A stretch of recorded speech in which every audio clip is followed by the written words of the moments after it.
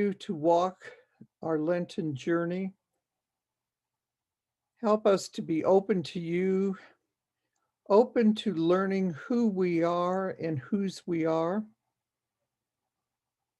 Through these women whose lives we hear about on these videos, may we learn something that strikes our soul, that we can point to, that yes, I'm like that. Yes, I could be like that. And give us the grace we need for that. Amen. Well, good afternoon and welcome to EWIP's sixth and last presentation of Women Worth Knowing. The Episcopal Women's History Project was founded to remember the women that have meant so much to the Church by listening to their stories, writing them down, and using new technologies to record their lives. We invite you to join EWIP and become part of this exciting adventure of remembering women's lives. Robin Sumners today will tell us about her Aunt Gertrude Sumners, who was a missionary to Japan. Robin is presently the communications officer for EWIP. Robin grew up in an Episcopal family that was very active in the church. She has a doctorate in education and public health. Robin started a highly successful doll manufacturing company, which included for her designing those dolls. She continued ministry in the Episcopal Church, choir, Christian education, and being part of the women of the church. Robin lives with her husband, Charlie, who is an Episcopal priest in Austin. Now I ask Robin Sumners to tell us about her Aunt Gertrude Sumners, missionary to Japan. Robin? And then do this.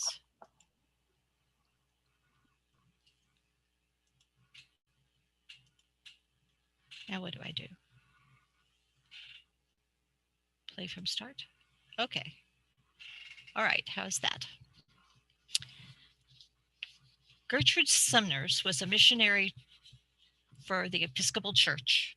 And she had a statement that she made that was pretty important for her, which was, fortune tellers would tell me that I will never know enough and will always be studying. They also say that I would also feel my dependence on God. I hope both of these prophecies are really true. I'm going to tell you a story about her. It was a cold enough Christmas day to put on leggings, coats, hats, and gloves. The year was 1947. Santa Claus had come, and I had a new doll buggy. My cousin Phil, who was almost the same years as me, I was 4, he got a train set. This was a very exciting Christmas day because our Aunt Gert was coming to visit. We had never seen her before, but we knew a lot about her. We were waiting outside watching for the car that would bring her. She was coming from a long way, from Houston to the city of Lubbock. We were on the plains, cold winds, miserable sandstorms, and hardly any trees. Gert had been living in Japan as a missionary for the Episcopal Church, but she came home because of the World War, the war we called World War II. Aunt Gert was one of my grandmother's sisters. Including my grandmother, there were 5 sisters. Aunt Gert was 4th in the age of the sisters. There were 4 boys as well. And my grandmother, Roberta, had pretty much raised the 5 younger kids. I knew most of the 9 Sumner's children, but the most magical one was Gert. She had been a missionary teacher in Japan for 9 years before the war started. Imagining living in another country was exotic, but in Japan, that to me was scary. After all, In my world, we had been at war with Japan. Even at age 4, the idea of living in a country that had been at war was mostly a nightmare. Gert had gone to Japan in 1931, but when this war was beginning, the church called her home. On this Christmas Day, there were a lot of things to learn. Gertrude, missionary in Japan, had come home, meaning that Japan was not home, and it turned out that that was not true. For her, Japan was home. For her, Japan was an ancient civilization living on a group of islands. The beauty of the language of the country, the artwork, the people, move this, and the culture captured the imagination of this very intelligent woman, and she embraced Japan and the people who lived there. The Christmas that she came to visit, I really believed that she came visit to just see me. She told us stories about Japan. She laughed and taught us about the ceremony of tea and the meaning of ceremony of purity, tranquility, respect, and harmony, words I didn't even know. She kept us all laughing about her adventures. She seemed to me that Christmas was a fairy godmother, and then the most amazing thing happened at all. She brought me a doll. I might have been only 4 years old, but I loved dolls. My new Christmas doll buggy was full of dolls. Some of them belonged to my aunts Carolyn and Cac. Some of them were mine. But Aunt Gert brought me a very special doll that Christmas. The doll was a little girl, looking very much like the pictures I had seen of Japan children. When the package had been handed me to open, I found this beautiful doll inside, and the box amazed me. Aunt Gert took her out of the box and carefully wrapped the tissue around her. She stood this incredible doll on the coffee table and told me to look into her sleeves. Tucked in her sleeves were hairpins adorned with chains and coins, but most of all, there was a tiny little book full of pieces of rice paper. And on one of these, there was a message. My name is Sachiko. Please love me as I have been loved. Gert told me that Sachiko was a very old doll. To me, that meant she was at least 100. Anything old had to be 100. Sachiko was an antique. Her name meant child of bliss or happiness. Sachiko was a gift to me to bring me happiness. I was enchanted most by the message. Please love me as I have been loved. And that was the beginning of this story.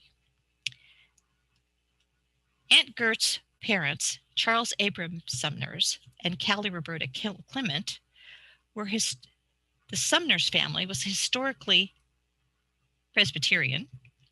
The Clements were historically Episcopalians. When Callie Roberta agreed to marry Charles Abram, if they were married in her church only, he said, I'll go wherever Callie goes, and he became an Episcopalian. Callie Roberta was known as Bertie. She was a gifted musician, and she was full of life. Charlie was an attorney. He was the mayor of Cuero, and later the county judge and the superintendent of schools simultaneously. The Sumners had 9 children. Lois in 1992. In 1894 was John James, Clement Peter in 1895, Catherine Roberta, my grandmother, in 1897, Susie Story in 1899, Gertrude in 1900. Oops, I have to go back to, sorry, didn't mean to go that soon. There were twins, Charles and Thomas, born in 1903, and Rachel in 1905. All the children were baptized at Grace Church, and the older children were confirmed by the Right Reverend George Herbert Consolving, who served as Bishop of Texas for 35 years. Every one of the Sumners family were active in church work at Grace Church as soon as they were older. Not long after Rachel was born, Judge Sumners contracted dengue fever. He was very ill for a period of time, and the illness caused him to have nephritis, a disease that can destroy the kidneys.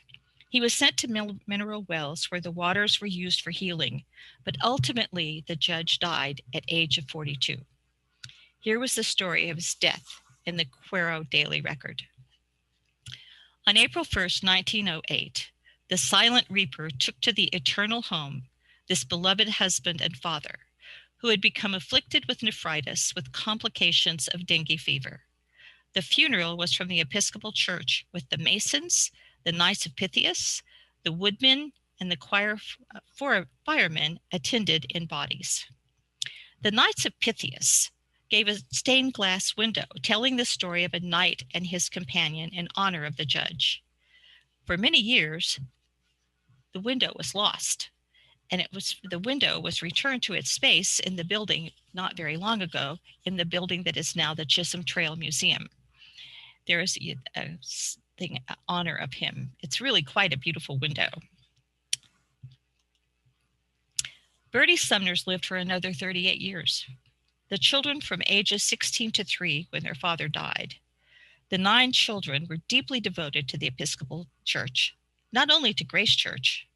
As they grew, the older boys, and Lois and the older, took care of the things their mother needed, especially the finances.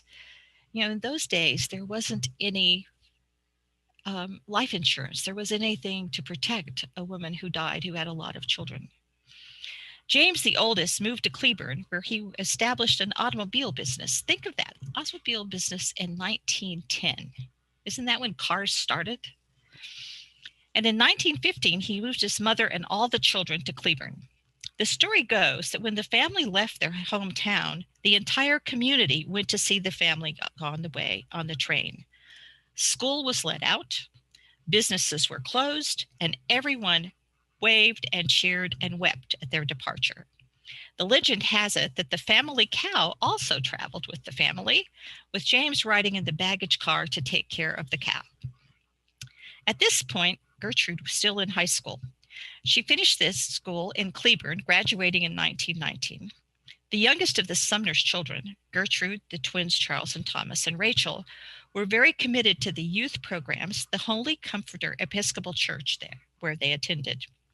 Roberta and Sue had finished high school before the move to Cleburne, and then they had gone to what was called the Women's College in Denton, which became Texas Women's University School.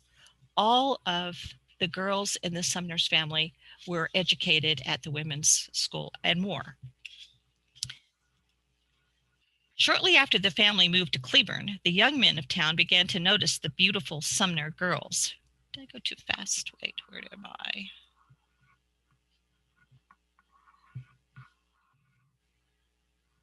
I have to go back one. I went too fast. Hold on.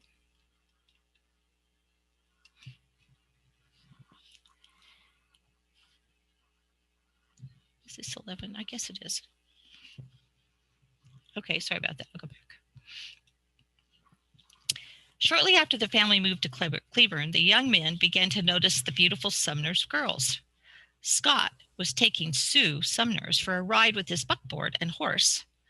Scott Bledsoe was a truly tall, blonde, blue-eyed, handsome guy.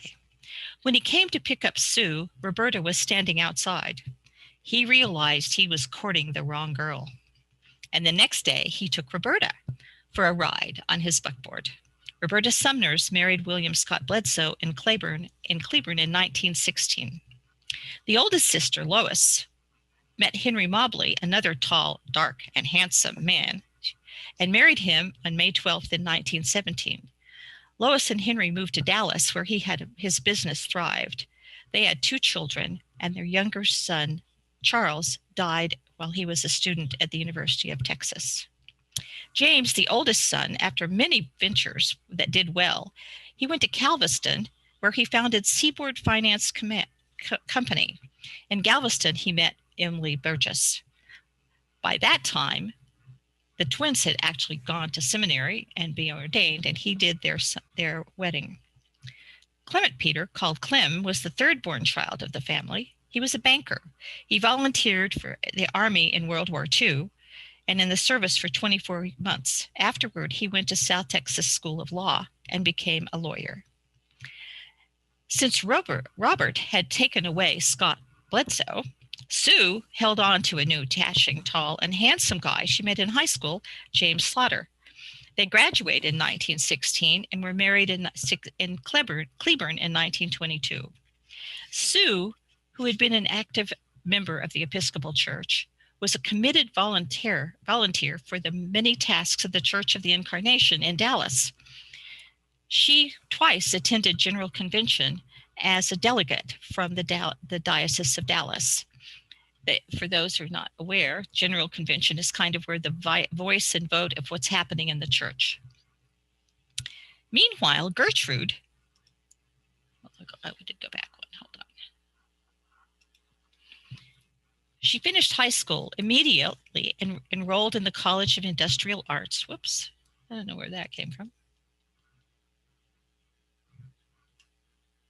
There we go. This is a school for young women to gain a higher education. She was called by friends and teachers to attend there, and she went 1919 through 1920 in the summer. She majored in fine and applied arts with an education to receive a teacher's certificate. He immediately began teaching. 1920 to 1921, she taught the primary grades in Island Grove District of School in Johnson County. In 1921 to 22, she taught in the El Paso schools as a teacher first grade, teaching the Mexican children. She spoke fluent Spanish. In the meantime, Bertie moved her youngest children to Austin so they could attend the University of Texas.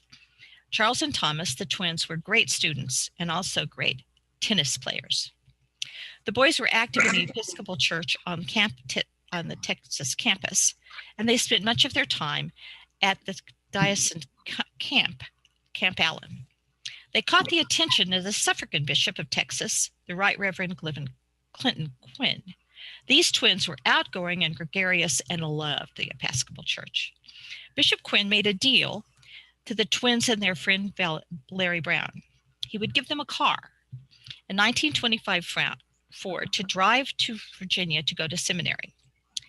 If they finished the 3 years of seminary and didn't like the idea of being a priest, he would give them jobs that would be the salary that they would have had if they'd not gone to seminary.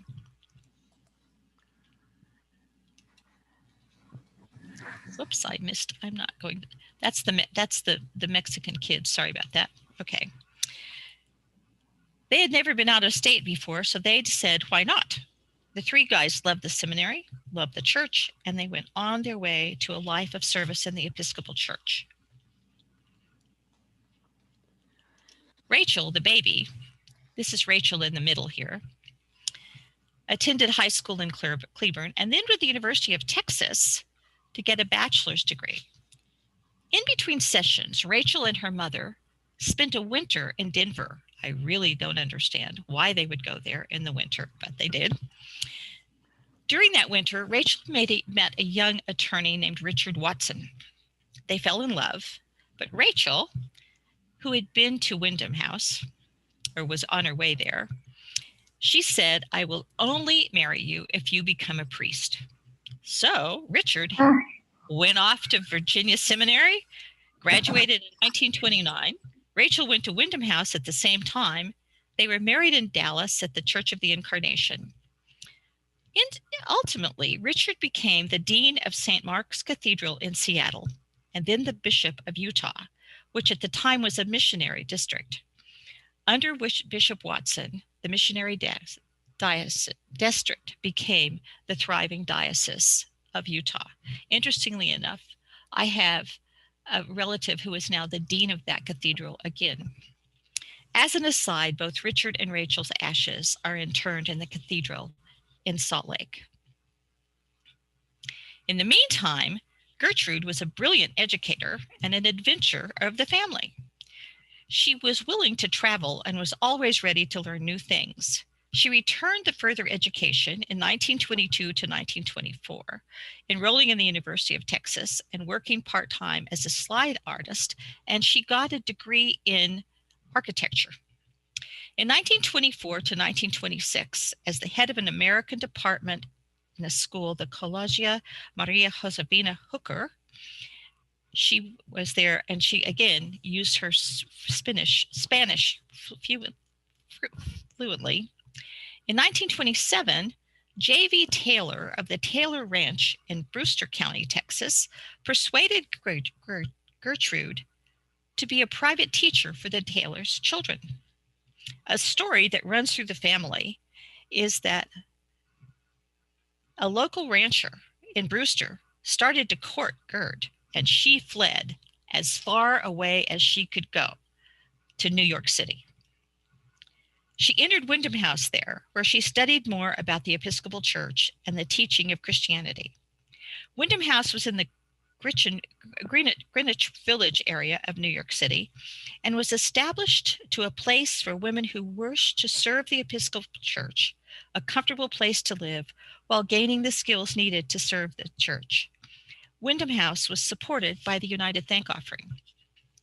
Many of the women earned a certification as a director of religious education awarded by Wyndham House, while at the same time they earned a Master of Degrees at several different universities. Gertrude attended Columbia to receive her master's degree. She was then 31 years of age, and promptly she went to Japan as a missionary. She had become interested in the work women in Japan were doing, trying to gain the right to vote and to have a voice in their own lives. Women had been unable to accomplish this, but education for women was urgent. The concept of teaching Japanese girls caught Gertrude's imagination, and she applied for a United Thank Offering grant to go to Japan to teach at St. Agnes Girls' School. The Cathedral of St. Agnes had been built in 1895 and was one of the oldest Christian buildings in Japan. Think about that. Everything else in Japan is ancient, and there's an Episcopal cathedral that's been there less than 100 years, and it's the oldest Christian thing in the country. During those years, Gert was teaching girls at the school English, history, the English Bible, and Bible classes in Japanese. She wanted to master the Japanese language, so we recruited a group of Kyoto girls at the school to teach her. She loved the country, its ancient history, its growing women's movement, its beauty, and its traditions. At the time she arrived in Japan, there were already wars going on in the countries around. Japan wanted to control the Asian continent.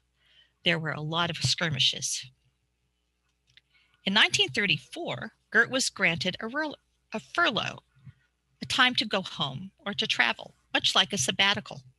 She opted to travel in the Far East, again, the adventurer, places difficult to reach. She traveled to Korea by the channel from the end of Honshu, traveling overnight in an open barge. She then traveled to Seoul to train by Seoul, and then to the Diamond Mountains, which are now not even available for people to see. She traveled through Mongolia and arrived in Peking, now called Beijing, and she spent a month there where she loved the sights, the food, the shopping, and the people. Gert's departure from Japan in 1940 was sudden, as the world was gaining everywhere.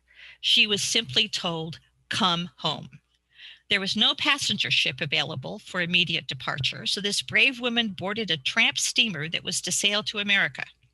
There was one space where a woman could be safe, and the captain was gracious and took care of her.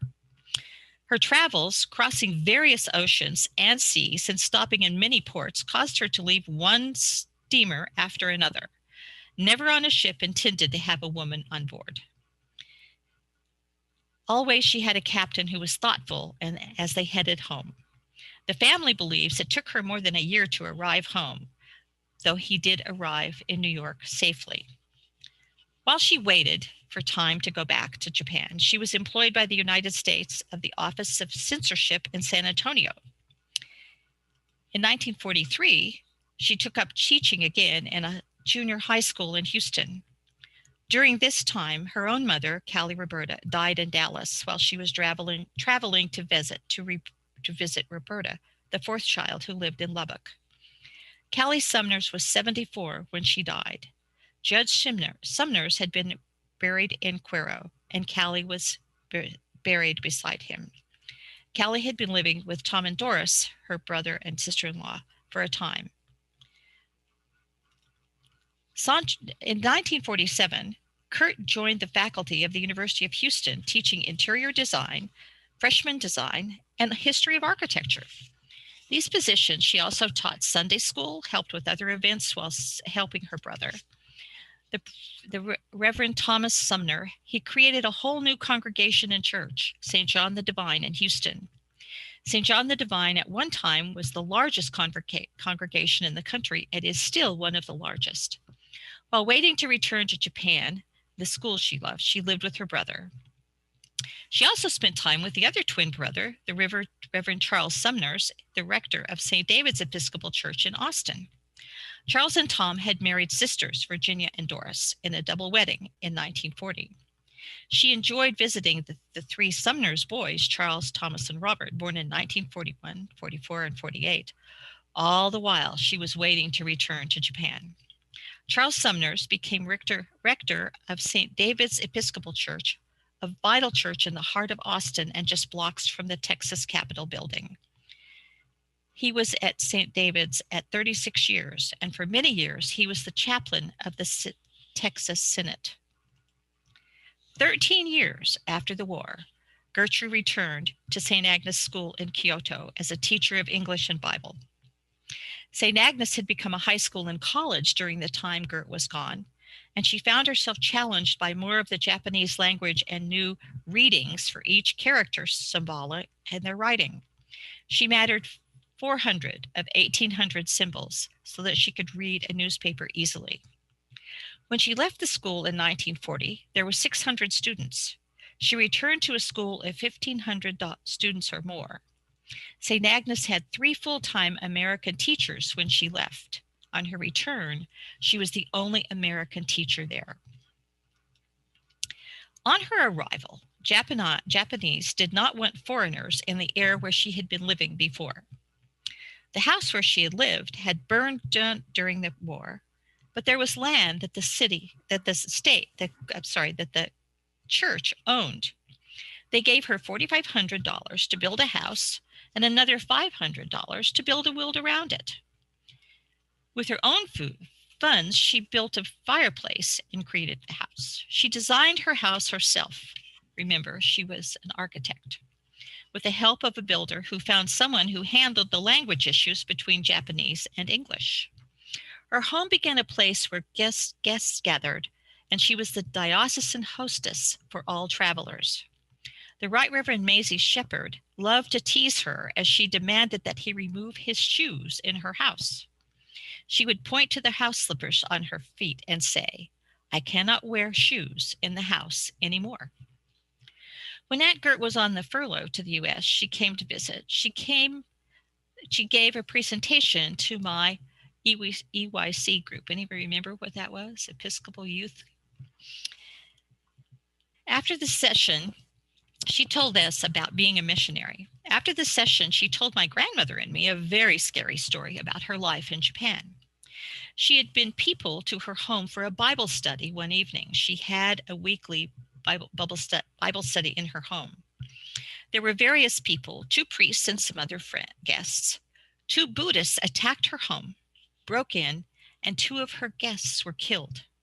She was very frightened, and she was grateful she had not been harmed at all. The tension with the Christians in Kyoto was difficult. There were very few Christians in Kyoto. During these remarkable years of my Aunt Gert, I was growing up. She never forgot to send me special gifts when I needed them. I didn't know how she knew that. Always there were dolls and toys and really interesting mysteries. There were very special gifts, most of which I still keep close with me. Of course, there was Sachiko. Aunt Gert knew of my love of dolls, and when I was in the 1st grade, she sent me some small dolls and a story, a book that told the story of Girls' Day, a day when all the little girls in Japan put their dolls on display for everyone to see.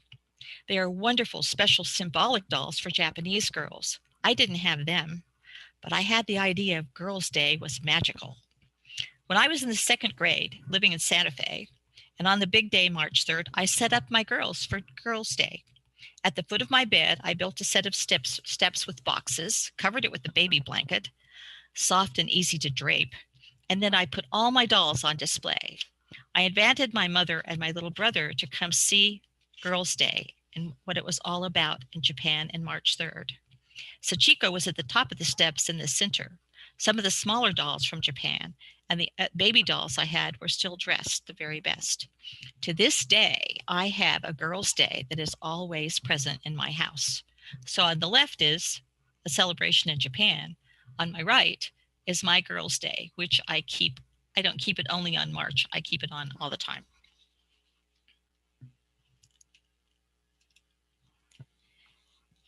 In the 6th grade, Aunt Gert sent me a Hakata doll. She is the doll maker. Aunt Gert enjoyed my love of dolls and that I was frequently making clothes for my dolls and rag dolls for my little sister and special occasion outfits for my special dolls. It was a promise of sorts because in my professional life, I did become a doll maker. Robin Wood's Dolls became the 2nd largest doll manufacturer in the country, and on the hang tag of every girl created, there was a statement that said, "Please love me as I have been loved." The message that came when I was very small, and I held on to it. This was made clear so that the doll collectors would know that each doll was made with love. When I graduated from high school, Aunt Gert sent me 5 yards of exquisite white gold silk to make my graduation dress. I designed the dress, much like something a Greek goddess would wear. My mother helped me create it, and I wore it for graduation and many years later. It was truly a lovely dress, classic enough to never get out of time, and I was fascinated by the idea that the worms spun the light. So Aunt Gert told me those stories. Then when I was getting married, Aunt Gert sent me a strand of Mikimoto pearls to wear on my wedding day. The pearls were small, perfect, and elegant. I wore them on my wedding day and for many years, and for many special events. And then when my own daughter got married, I gave Aunt Gert's pearl to her to wear on her wedding day, and afterward to wear until there was someone she wanted to give them on. Whoops, sorry. Too fast. Find my way here.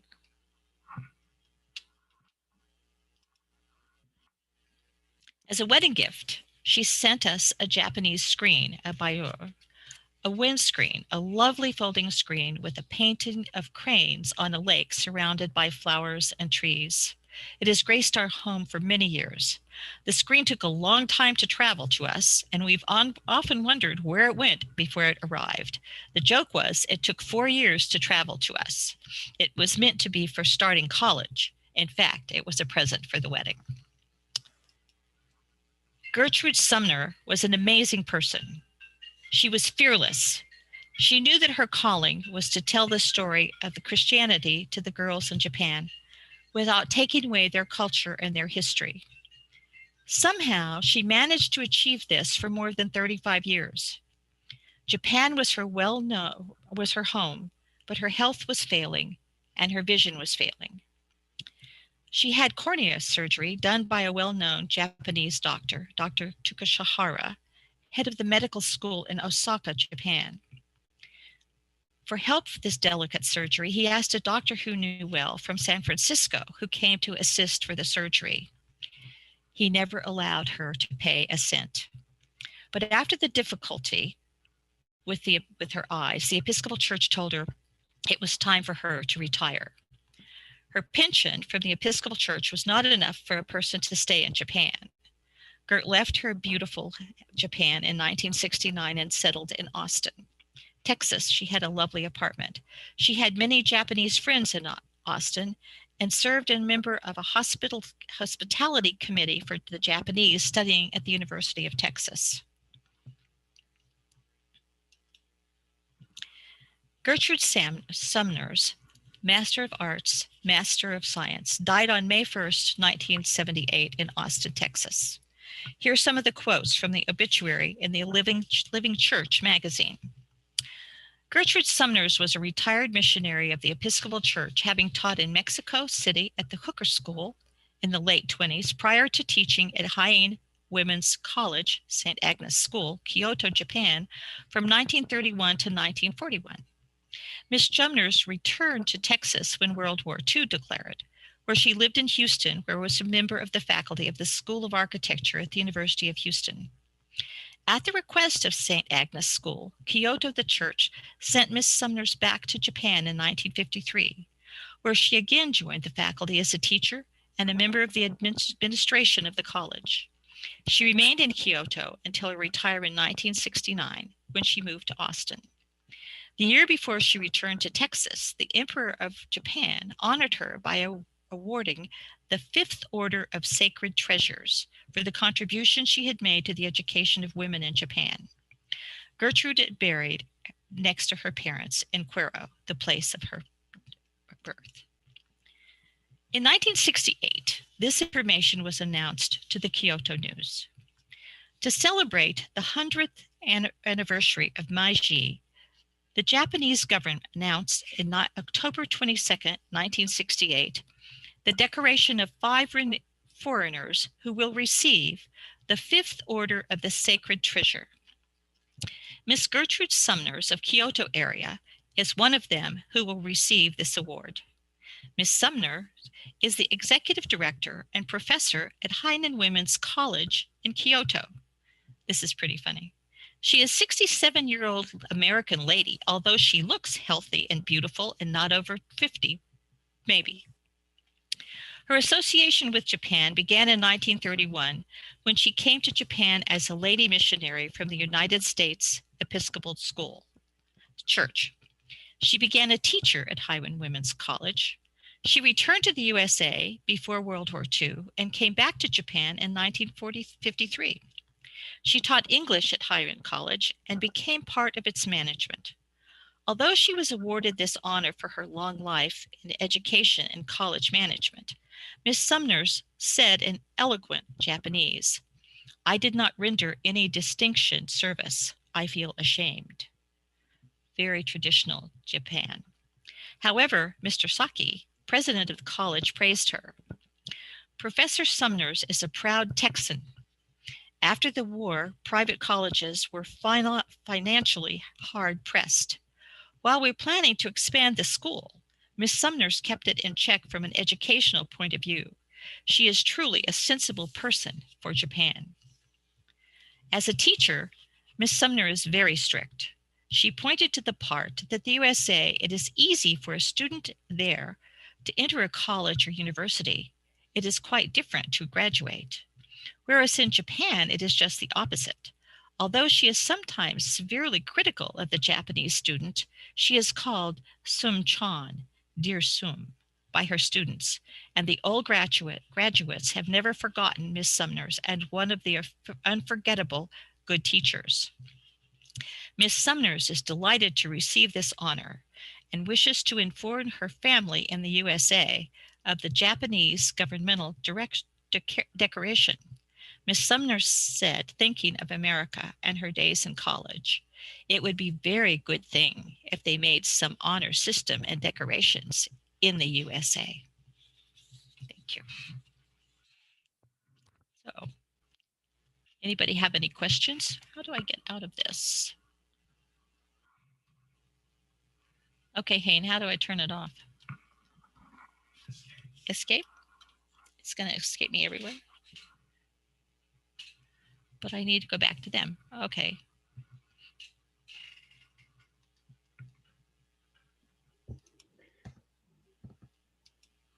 Robin Payne has asked a question. Did Aunt Gert keep journals? You know, I don't know. We can't find anything. I do have her will, and her will is 30 pages long. Oh my. With many little descriptions of all the things that she left for everyone. Wow. Yeah, she was very interesting. Great. She actually was, there were 2 things that she particularly loved that when she came back to the United States, she would do 2 things. Sit down in the evening with a good glass of scotch and Walter Cronkite. Okay.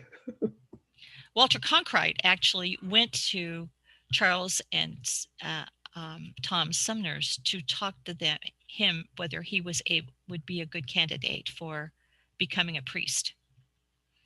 And having had the conversation, he decided his calling really was being the reporter that he was. But he was very active in the Episcopal Church his entire life. Any other questions? Not a question, but Joan Gunderson made the comment she thinks she may have attended a service at St. Agnes in Kyoto on a visit. Very likely, very likely. That is a cathedral, and the school the school now has, I think there are 2 other places where they have churches as well. There's another question. Yes. What is the Episcopal Church in Japan like now? I don't know. We don't get a lot of, there are quite a few Japanese people living in the United States as Christians. The bishop who is retiring in Salt Lake City is Japanese. But I don't know that. I do know that what the things I looked at recently about Japan were that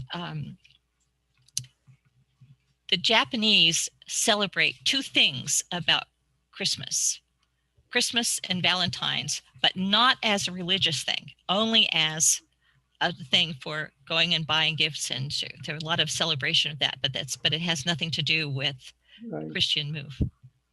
Right. Yeah. Yane. May I say something? Okay. My name's Fred Hahnemann. I've enjoyed many an evening having a scotch with Gertrude in Kyoto. Oh, good for you. Wow. I knew Gertrude from, my wife and I were missionaries with the Episcopal Church in Japan from 1958 to 2000. How cool. And I knew Gertrude very well. That's great. So you could answer the question of what Christianity is now in Japan, especially in the Episcopal Church. Yeah. Do you have 5 hours? It's not an easy question to answer because it's so diversified. At the end of World War II, General MacArthur, who was the commander-in-chief and the Allied forces, and also kind of took the place of the emperor, issued the call to all Christians in America to come to Japan as missionaries to help Japan recover. And so before the war, there were just the major denominations. And after that, it became so diffuse and diversified, which is good in itself, but Christianity no longer had its single goal or a single working relationship together, and it became very split and very different.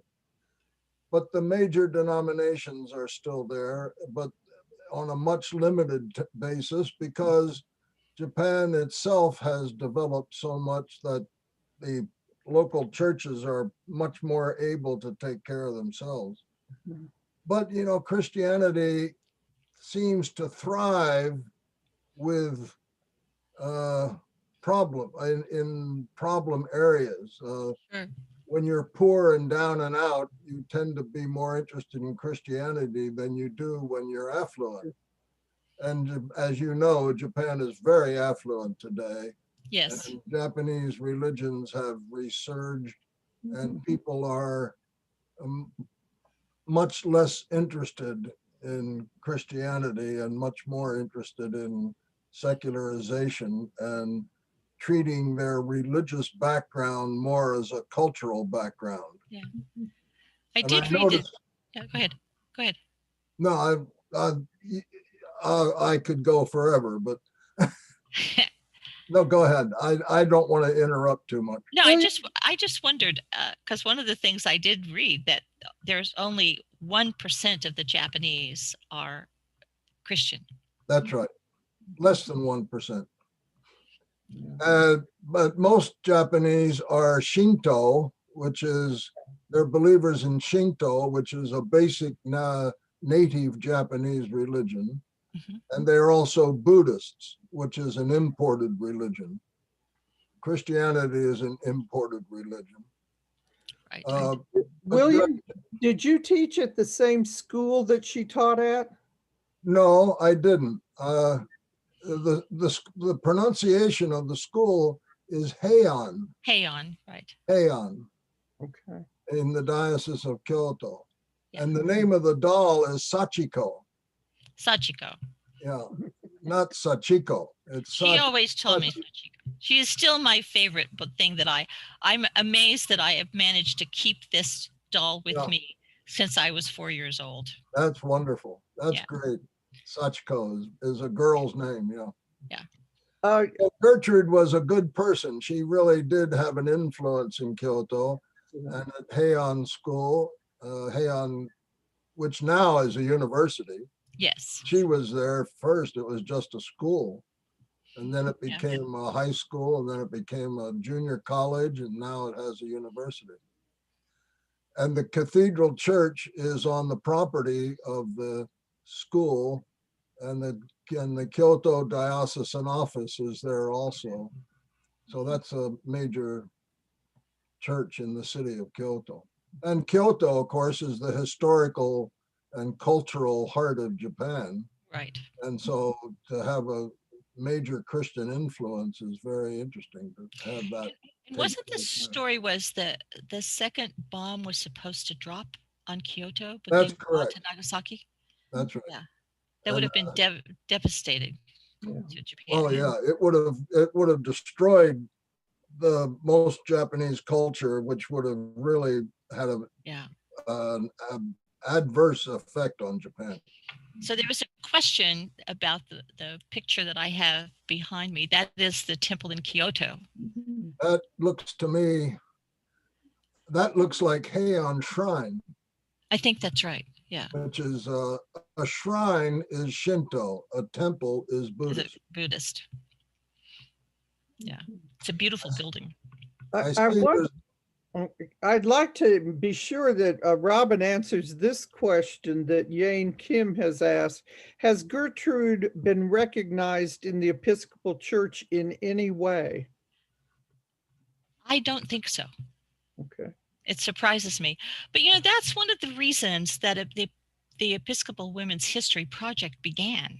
Mm-hmm. Because there was a desire to be sure that the women who had given so much, and there was not a lot of attention given to it. Right. Right. And so.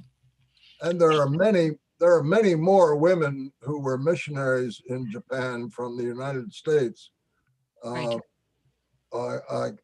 Who were then called deaconesses. Yes. Yeah. Yes. There were 4 or 5 of them in Japan before the war, mm-hmm. Who also did very well. There were the single women, the Bible women were more desirable as missionaries than clergy. Yeah. Interesting. Yeah. And now as far as I'm aware, there are no long-term appointed missionaries of the Episcopal Church in Japan. There I don't are think so. Short-term youth people, but no. Yeah. My wife and I were there for 42 years. Wow. And I served as the secretary to the primate in Tokyo. Cool. And I worked in the National Church Provincial Office as communications and secretary to the presiding bishop. May I ask you, William, how you heard about this presentation? I saw it online. I saw it I'm a member of the Historical Society. Okay, good. So, and I get the journal and all that. So I saw it in one of those outlets, I forget. And when I saw Gertrude's name, I said, whoa, gotta go to that. My goodness. That's great. I see another person on here who has a connection with Gertrude in Japan. And that's the Reverend Mariah Chelvet, who is on my screen is right under Joanne. That's great. That's me. I also told Fred and Eleanor about this since I've been doing the whole series. So That's I great. grew up as a missionary in Japan. So I would have known Gertrude, but I was 9 when she left. So Right. I don't remember Yes. knowing her. Yeah, But my parents were missionaries. They actually went to Kyoto in 1951, I believe. So, and we probably overlapped with her a little bit. And then, but the missionaries all knew each other, so I'm sure my parents knew her well. Sure. Yeah, and she went back in 1951 when she came back. So. But I was up in the northern island of Hokkaido, so I was pretty far away from Kyoto. But my uncle, Beverly Tucker, would have been there. I think that he went down to Kyoto and he taught at Doshisha University and worked there in Kyoto as well. So they would have overlapped as well. Cool. And there's a message from Kara Wagner Scherer. Hello from Reverend Kevin Seaver, who is the chaplain at St. Luke's Hospital in Tokyo. Cool. Yeah. I just wanted to add that we had a exchange student, his son, and I'm an Episcopal priest, turned out his dad is an Episcopal priest.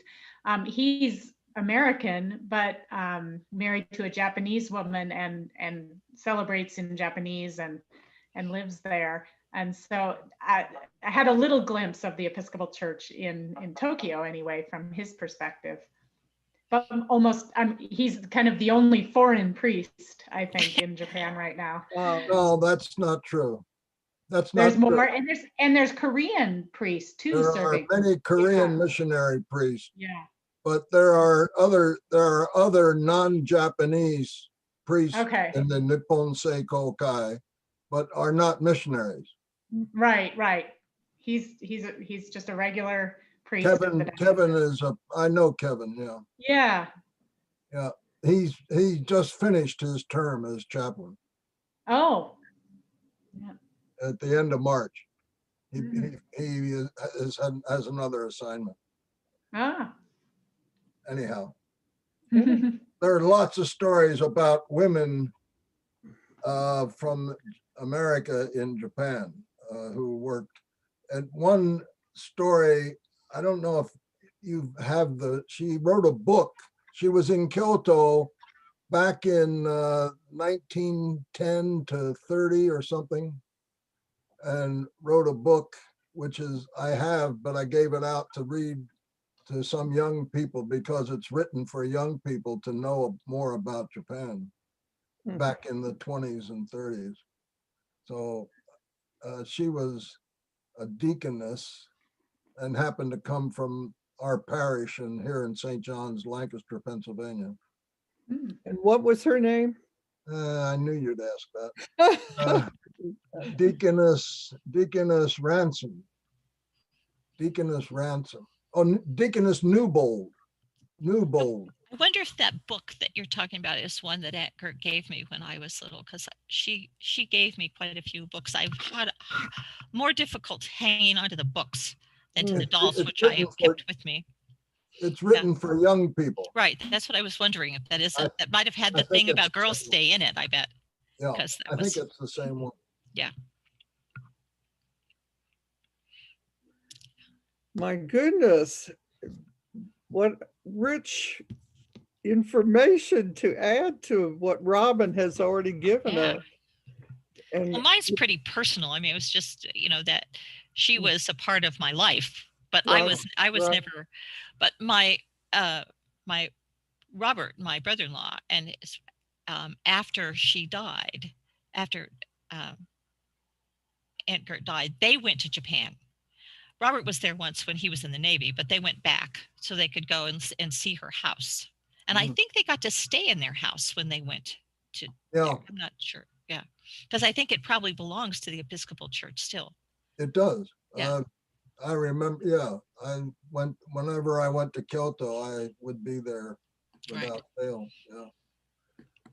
Gertrude was fun. She was a good gal. Absolutely. Absolutely. Always fun. Oh, And Great. very, and on the outside, very stately and proper. Yes. But when you got to know her over a scotch, oh, Yeah. Well, she had this elegance about her. she was elegant. Yes, That's right. She did. Yeah. And she carried herself elegantly. Absolutely. And she was very proud of her twin brothers. Oh yeah.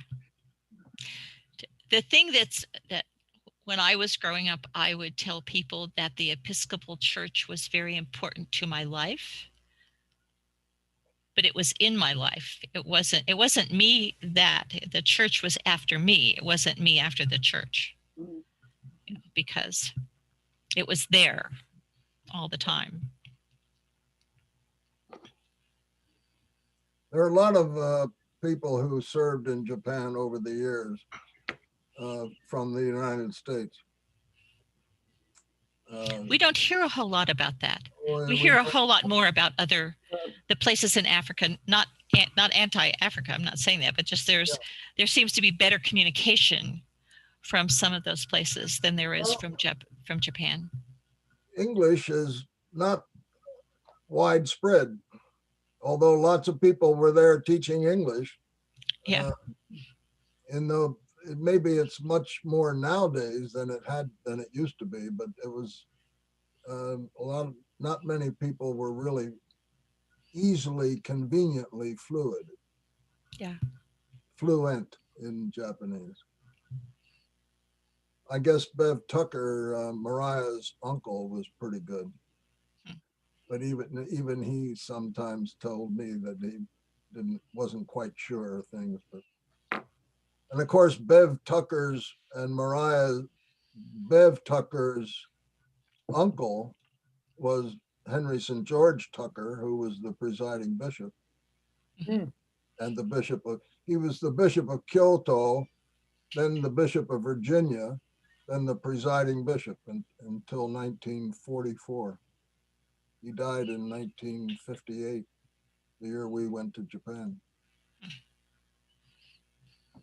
There are a lot of Tuckers who have had influence in China and Japan. Mm-hmm. But I could talk for hours. But Bishop Henry St. George Tucker wrote a book when he came back to the States about his Silent Shores of Memory. Yeah, it was a wonderful book, and his story about walking all over Japan to get from one place to another was quite amazing. Quite amazing. mm. That's a very good book on the silent shores of memory.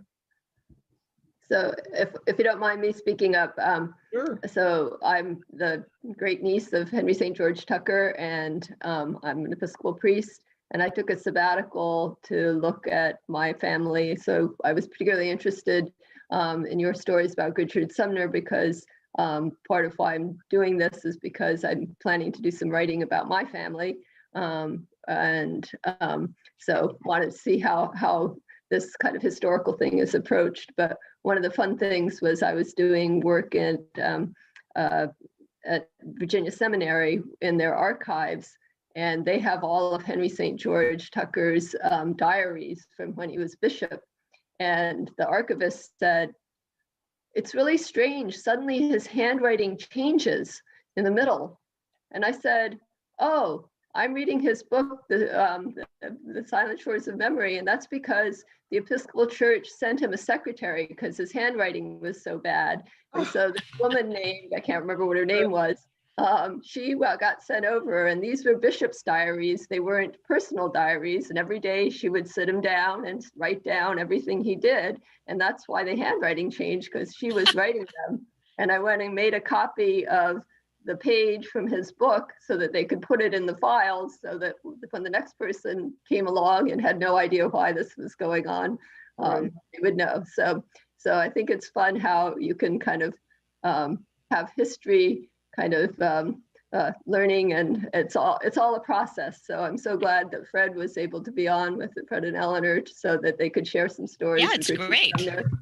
And we all learned together. Looked up Deaconess Newbold, and she was at Fukushima. That was her base, north of about 160 miles from Tokyo, according to the Living Church Annual. And since we were name dropping, I should mention that my father was Bill Eddy, in case anybody's ever heard of that name. Okay. He went on to be rector in Christ Church in Tarrytown when we came back to the States. Well, we are at time, and I just think that this has just been so rich. I mean, Robin, you got us certainly started, but the additions have Great, really been absolutely. great too. So Yes, yes. you all will need to get on a Zoom together and really flesh all this out, huh? Yeah, it's wonderful. Well, thank you all so much for joining us for the Episcopal Women's History Project's Lenten series.